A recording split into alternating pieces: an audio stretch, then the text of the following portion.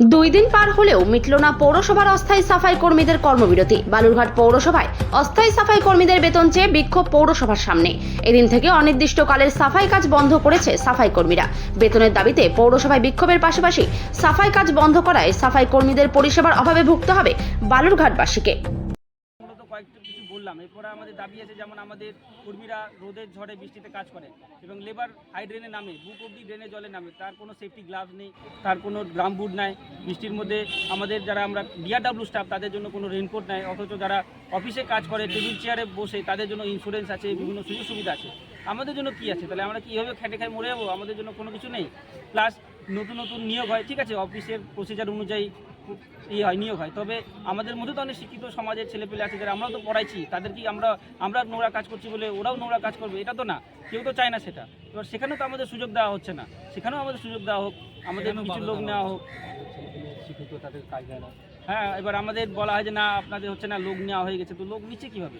নিক, পরীক্ষা নিক, আমরা পরীক্ষা দিব, আমরা আমাদের যোগ্যতা প্রমাণ দিব, সেটারও সুযোগ দিচ্ছে না। এটা তো হবে না। না, কথা বলতে গেলে কাজ ছেড়ে দিতে বলে।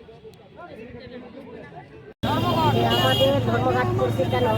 যে আমাদের হচ্ছে এখানে কাজ করতেছি, এবার ভাইরা মা বোনরা সবাই কাজ করতেছি, এতদিন ধরে ঠিকঠাক করে বেতন পাচ্ছে না, ভালো করে ওদের সুখ সুবিধা দিচ্ছে না। আজকে কাজ করাচ্ছে, কালকে বলতেছে 1 মাসের বেতন বলতেছে 2 মাস পরে নেবে। তাহলে এই গরিব মেয়ে ছেলেরা, গরিব ভাইরা কী করে চলবে? চলতে পারবে কি? তো সেটা আপনারা কি জানিয়েছেন পৌরসভাতে? হ্যাঁ, পৌরসভাতে আপনারা পৌরসভাকে কালকে জানিয়েছি, চেয়ারম্যানকে সবাইকে জানিয়েছে, আমাদের হচ্ছে বিজয় বাস্ত যে এরকম এরকম ব্যাপার। তুমি তো বলছে তোমার কোনো চলবে না। তাহলে আমাদের থেকে ওদিন আমাদের সেক্রেটারি ভাই আছে, কি বলছে তারা? তারা কি বলতেছে যে বলে তোমাদের বলে দেখে চিনি না হ্যাঁ, তোমাদেরকে চিনি না। তাহলে আমাদের এত দিয়ে গোটা বালুঘাট পরিষ্কার করতেছি, তাহলে আমাদের জন্য অপরিষ্কার বাবুরা যে থাকতেছে কাদের জন্য? আমাদের জন্য থাকতেছে। তাহলে আমাদেরকে যদি দয়া করবে তাহলে আমাদের তো হবে না। তাহলে আমরা ওই জন্যই আমাদের সব বন্ধুদের এত কষ্ট হচ্ছে। কেউ 6,000 টাকা বেতন পাচ্ছে, ওই যেটা ছেড়ে 6,000 টাকা বেতন পাচ্ছে, ওটার মধ্যে কি চলবে? চলবে। তাহলে এদেরকে বলা হচ্ছে যে আমাদেরকে ভালো করে দিই আর আমাদেরকে একটা ভালো সুবিধা করে দিই, যাতে আমরা কাজকর্ম করে চলতে পারি।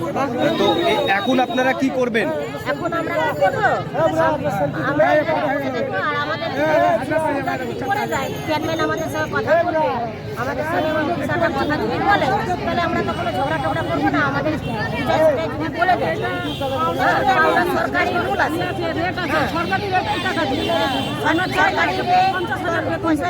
আর তার মধ্যে হচ্ছে কি আমাদের যতক্ষণ না আপনাদের দাবি মানা হবে আপনারা এখানে থাকবেন? এখানেই থাকবো আমরা, যতদিন না মানবে ওরা, আমরা এখন এখানেই থাকবো আর এখানেই আন্দোলন করবো। আর ঘটনা হচ্ছে যে আমাদের হচ্ছে 1 মাস কাজ করতেছি, 2 মাসের বেতন, অর্ধেক বেতন কেন নিব? আমরা সম্পূর্ণ কাজ করব, সম্পূর্ণ 1 তারিখ নাহলে 2 তারিখ পরে নাহলে 5 তারিখ পরেই আমাদেরকে বেতন দিবে। 6,000 টাকার মধ্যে কারো সংসার চলে না। এই মা বোনগুলো যে এত খাটতেছে, তাহলে কি করে চলবে? চলবে কি? চলবে না। আপনার নাম? আমার নাম হলো গম্ভীর।